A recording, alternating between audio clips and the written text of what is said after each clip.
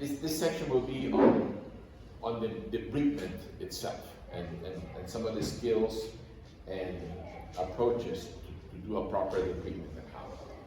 So, my disclosures. So this slide wasn't the first talk, it's the introduction slide. So when a patient comes in with a very severe open wound, contaminated, it's very tempting. You know, many times, depending on your resources, the patient may not be able to go to the operating theater for hours, days. So it behooves you in the first approach to at least decontaminate the wound with an irrigation. That's not a debridement, it's just an irrigation of the wound. Ultimately, you do have to debride the entire wound, remove all the deep contamination, and most importantly, identify the tissue that is already either necrotic or devitalized, including bone fragments. And we will, a couple of points in the slide is low pressure irrigation is sufficient. We used to have, for some time, the high pressure irrigations, like a little device. That's probably not a good idea, so you can push some of the contamination deeper into the wound. So, the most common problem is inadequate debridement. Here's an example of a open tibia fracture on the left side, and an initial stage of care that irrigated, perhaps debrided it, but then closed it primarily. And then this led to a subsequent, quite devastating soft tissue infection. So you never know, particularly when the area of injury, the zone of injury is extensive, that your initial debridement is adequate. No matter how expert you are, no matter how many years of experience, you may perform what at the time appears an adequate debridement, and you may say, this is good, I will not close the wound. But you have to keep in mind that you may be correct at that time, at that moment in time, the debridement may have seemed adequate. But the soft tissue injury is dynamic. You know, the injury doesn't just end immediately and everything is good. It can continue. There can be progressive devitalization of the muscle underneath the wound after you first deemed it to be properly debrided. So one of the main approaches is perhaps don't close the wound when you think it's closable, and do a serial debridement. Look at it again the next day or the day after. Karen, can I add a point to this one? Yes, please. So this case, this open tibia fracture presented to a rural district hospital, where the local provider performed a minimal irrigation and debridement without anesthesia on the patient in the A&E department, and then closed the wound and sent them to a tertiary hospital. Okay? The surgeon in the tertiary hospital was fooled because the surgeon in the district said, I performed a debridement, right? Now, you can see from the size of the wound that the entire zone of injury was not exposed, correct? Anybody here been in a situation similar to that? Yeah? So have a high index suspicion for that. Don't take someone else's word for an adequate debridement, okay? And especially important, train your colleagues out there in the field. Tell them how important it is to perform an adequate debridement, and if they cannot do it, ship the patient to your hospital to do it. That's the most important thing. As we talked about in the first lecture, adequate debridement, right? First, we're preventing limb and life loss by preventing hemorrhage. Then we're performing adequate surgical debridement, right? Yes, please, Bob. So right there, we have the policy that regardless of what was written, we always open. Yes. Because there are a number of things, close over grass, close over. Absolutely. Yeah, I think that's really wise. And that should always be our policy, I think, to perform an adequate debridement. Never take anybody's word for that. Thanks, Gil. When it comes to wounds, I'll give you a little tidbit. Trust no one, assume nothing, expect sabotage. Yes. It's not paranoid when it's a problem. Right? When the outcome is as you see on the right side, you understand why we're all a little bit paranoid. So, and then, of course, because even modest injuries can lead to severe complications, particularly in the context of necrotizing fasciitis.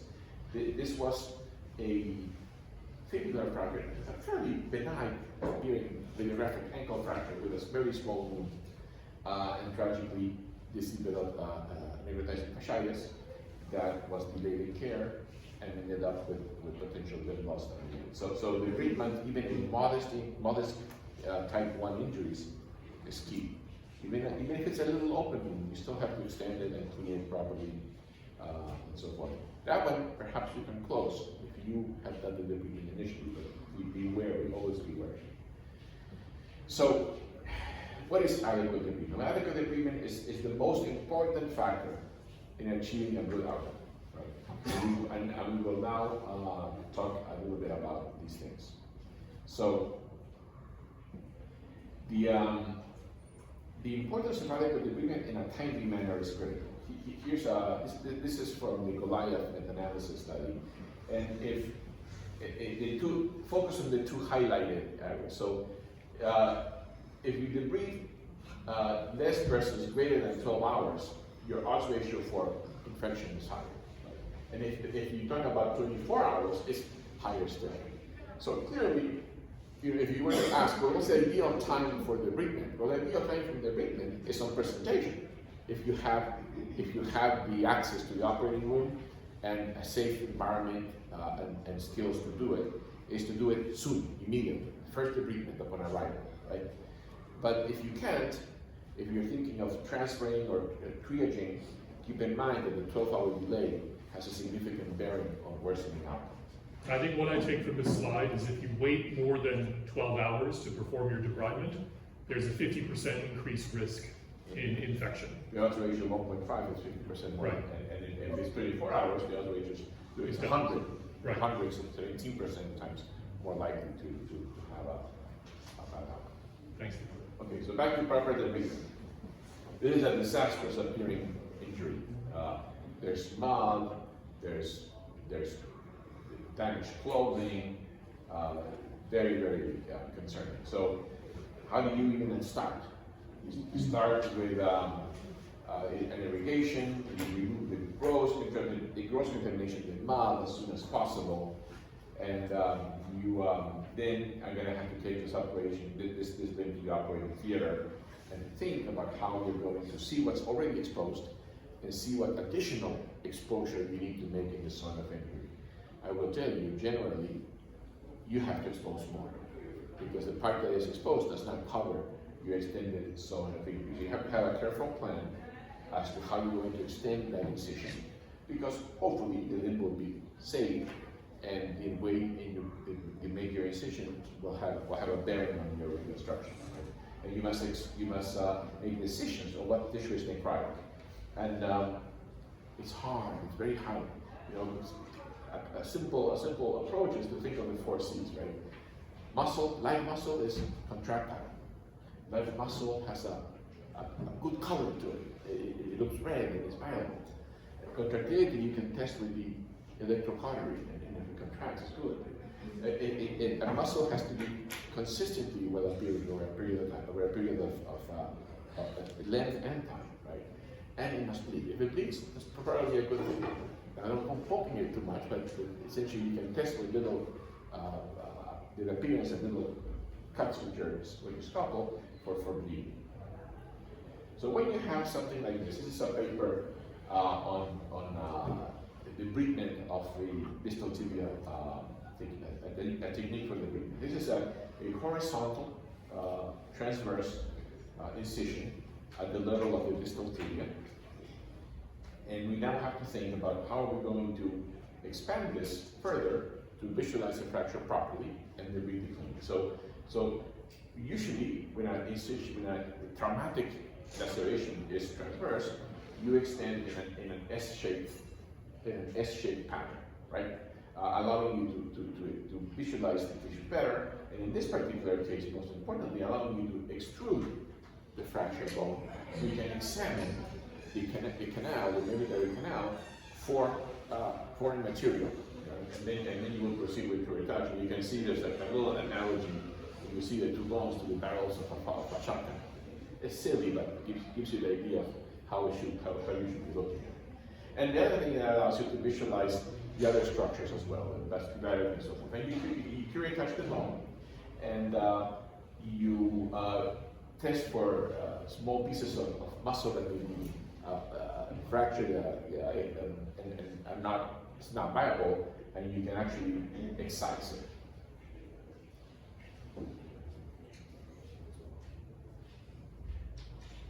And this is by the vitalized tissue. Here's where you have to exert your judgment as to what tissues be vitalized or not. If you're not sure, you should perhaps take it out. But if it's viable based on contractility, color, leave it. Because why? Because you will be coming again. This is not the only debridement an injury like this will have. This will be going to the operating theater at least twice or 3 times before you can consider the wound to be clear. So how can you tell what's alive and what's not? So live bone bleeds. Live bone has some color to it. Sometimes you will find areas in the thicker cortices. Cortex doesn't bleed as easy, but you can scrape it, right? You can mill it, and you will find this little punctate bleeding through the cortical bone that it is appearance of vital bone. Some people will call that the paprika sign. But it's not simple. It is hard. Look. Sometimes, you look at that, and is that bone dead or not? How can you tell? So that's why the necessity of repeat debridements, particularly when the wound has been open for a period of time, and now you're also worried about infection, especially looking about necrotic, and you're also looking about infection, impurities, and contaminated tissue. One big question that always comes up is, how much bone should you remove? I mean, if you start removing all the bone that is damaged before long, there'll be no bone. And then the reconstruction becomes onerous and very complex and may not be feasible in some environments. So the decision to retain or remove bone is somewhat critical. And I will tell you, there's a couple of more things. Let me advance a couple of slides. One very simple test is the cut test, where what keeps bone alive that's fractured is muscular attachments, correct? Muscular attachments that bring in capillary perfusion to the bone. So if a bone has muscle attached to it, and you try to move the little piece, and the little piece doesn't just fall off, you should keep that, because that piece has perfusion and is likely viable. So that's one simple test I do. I also worry sometimes of removing very large pieces of bone, because now you start considering what mechanical instability, and I'll talk a bit about that in a second some more. So here's an example of a 25-year-old patient that had a gunshot wound. And this is the same example we have been using to illustrate some of these things. And you can see that clearly this has significant comminution, right? It's high potential for contamination, high potential for retention of necrotic tissue if you close it primarily. Sadly, this limb was actually closed primarily by the physician who treated the patient. And it wasn't long before that limb developed infection, right? Because it's carrying a significant necrotic load. We talked a little bit about the cut test. So do not retain any fragment that's devitalized. Do not retain any fragment that's heavily contaminated. And bone is tricky because bone will scrape on paper, scrape on dirt, and you will clean it, you will irrigate it, and you will have dirt embedded in the cortical and trabecular structure of the bone. It's just very hard to remove. But you have to be aggressive. You have to take out the trabecular contamination. You have to scrape. And I will occasionally use a high-speed burn device that the dentist uses. And you can actually use that to kind of clean and eliminate layers of the cortical bone that have the contamination embedded in. So do you retain or do you not retain large pieces? Well, if you have a significant piece of bone that is loose, that is found outside the patient, well, that is a bit of a hopeless situation. But many times, that's not the way it happens. You will have a comminuted tibia fracture with a large segmental piece that is attached, and they have muscular attachments. That piece I usually leave behind. Why? Because if it has muscular attachments, I know I'm coming again in a couple of surgical sessions to decide if that piece has survived or not. By prematurely removing a large piece of bone may make your reconstruction subsequently very difficult, because you will have a non-union, and then you will have to figure out, well, how are we going to span a significant bone loss in a tibia? Are we going to shorten the limb? Are we going to do bone transport? And it can get quite complicated. Sometimes you may actually have a patient come in, sadly, with pieces of bone. And I have a case to illustrate later on. I don't know if anyone has ever encountered a patient that came in with a complete talar bone outside the body. Does anyone see? So there are instances where the entire bone that is key to the structure of a limb is found out. So you can debride it externally, irrigate it, and use it even if it is a temporary spacer before it becomes necrotic. And sometimes, remarkably, the bone will survive. So you can do chemical and mechanical cleaning and decontamination of bone pieces if the fragment has a high structural value to the limb. I would warn you to be wary of this. I'm not saying that you can take a piece of bone, wash it, and put it back in. It is rare, but you have to balance contamination versus structural need. And if you're going to do something like that, you have to. There are actually protocols for that involve iodine washes and so forth. So generally, it is quite true that dilution is a solution to contamination pollution. So you can never irrigate enough. You can only irrigate if you're going to run. Stop when you run out of the saving in a particular patient. And in an open wound, we will irrigate 9 meters, sometimes even further. So there are recommendations for the type 1 within the Gustilo classification. But I tend to over-irrigate because there's no harm to it, and it can only help, correct? And I do not use, I use gravity, so I have my irrigation high in a pole, allowing just gravity to provide the pressure gradient, and I do not use any kind of power device. And I will occasionally take a bag of saline and add some iodine to it to create a weak iodine solution that I can use for irrigation. And you can do the same thing with many other agents, and stay away from high pressure irrigation. So serial debridement is the key often to success, in that you do your first debridement and you come back, because like I was mentioning before, many times the progressive tissue damage continues to happen even after your first debridement. So it is standard to return to the operating room in 48 to 72 hours.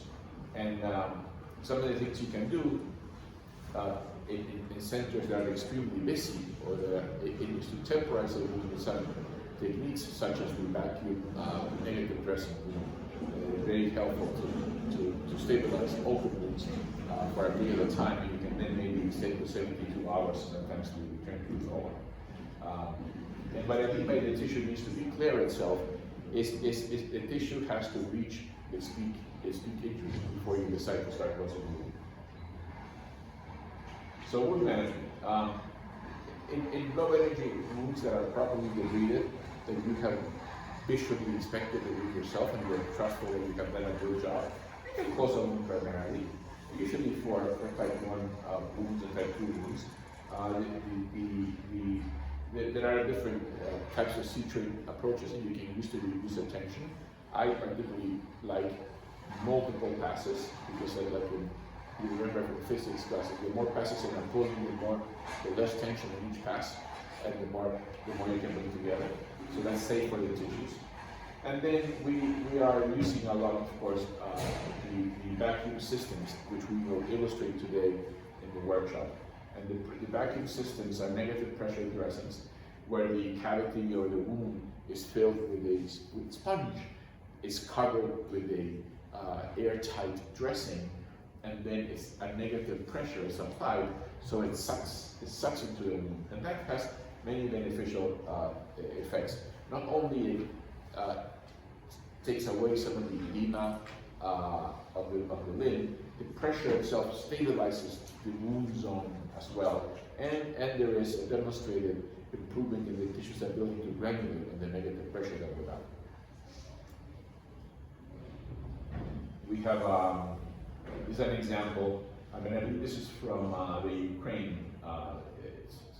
The devices that you will see today, we have offered some of those devices to colleagues in Ukraine who have used it. And this is an example of a patient who had a terrible injury.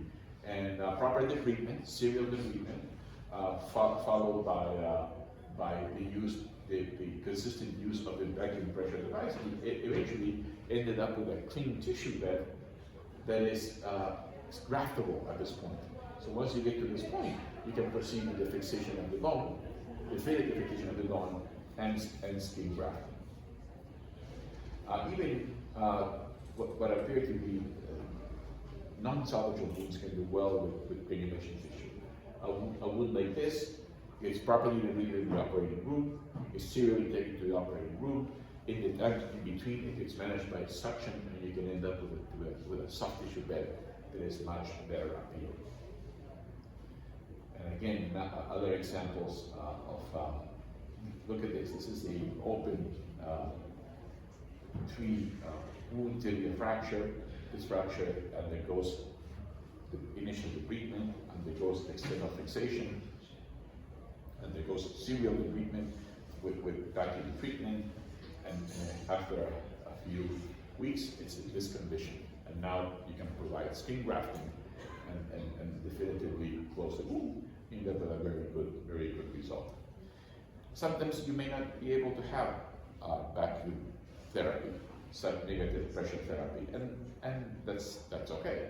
But still, the basic principles of serial debridement and wound care can lead to successful results. This is a case from one of our colleagues in Kenya, a very concerning wound. But this wound was managed with frequent returns to the OR. You can see the presence of the antibiotic beads to manage the infection and frequent debridements. And eventually, this patient ended up, after many months, with a healed and complete tissue, salvage tissue integrity.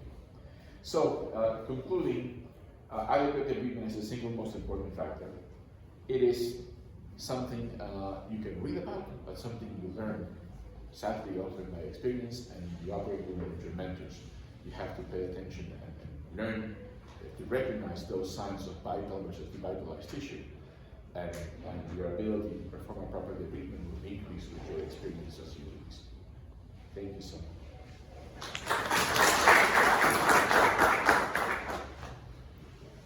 This is our contact